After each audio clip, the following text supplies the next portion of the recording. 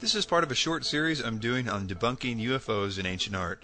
In the last video we covered UFOs in Renaissance art. In this video we will be covering UFOs in ancient Egyptian art.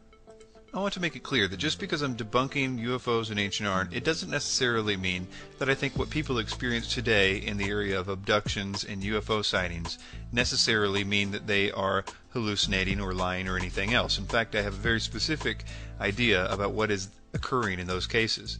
And I will link some links in the show notes that will provide information towards that end. In this video I'm going to be quoting from two separate websites, and I will link them in the description section of this video. The Tomb of Ptahhotep in Saqqara, Egypt. It's from the 5th or 6th dynasties in ancient Egypt, around 2400 BC. Many people and videos and websites have used this image as proof that ancient Egyptians were in contact with extraterrestrials.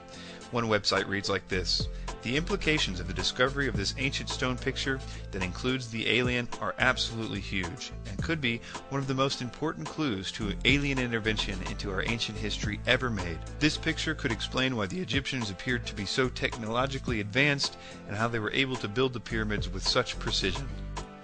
Unfortunately, for those that are so excited for this discovery of a portrait of a gray in an Egyptian tomb, it is not an alien. In fact, a picture book titled All of Egypt by Bonici, ed. contains a much more detailed image of the same stone. This is a jar containing a plant that was offered to the gods along with fruit and animals. Also, in other parts of the tomb of Ptahhotep, there is depicted the same plant. The carrier even has in his hand a small jar of the same form of the alien. Other vases, similar to the one mistaken for an alien, can be seen in this painting that depicts a ritual banquet. In conclusion, this is not depicting an alien gray or a reptilian. In fact, the photos published in many web pages show a range of gifts for a banquet of the gods. In particular, the eyes of the alleged alien are the leaves of a very particular plant that comes from a very particular jar. Pharaoh's helicopter. There are some very strange hieroglyphics in the Temple of Osiris at Abydos. According to many UFO enthusiasts and Atlantis proponents, these glyphs depict highly developed crafts, specifically a helicopter, a submarine, some sort of flying saucer, and a jet plane. What are these inscriptions all about? The glyphs are a result of both erosion of the stone surface, evident elsewhere in the temple, and a process of filling in and recarving the stone to replace some of the original hieroglyphics.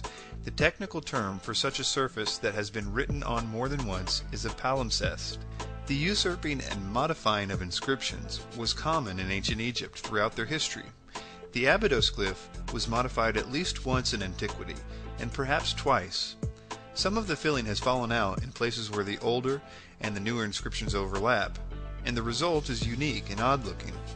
The text is part of the Titlery of Ramses II and can be translated as "the one of the two ladies who suppresses the 9 foreign countries." This replaces the royal Titlery of Seti I that was originally carved in the stone. More technically, the actual helicopter seems to be a portion of the PSD.T sign and the X3S.T sign on top of each other. If the ancient Egyptians had vehicles such as helicopters, submarines, and jet airplanes, one would expect to find some evidence of this other than a single inscription on a lintel of a single temple. This type of large machinery requires a vast amount of support, including fuel, parts, factories, etc. But there is no trace of any such support in all of Egypt. The Egyptian literature is also bereft of any boast, much less any passing mention of advanced aircraft.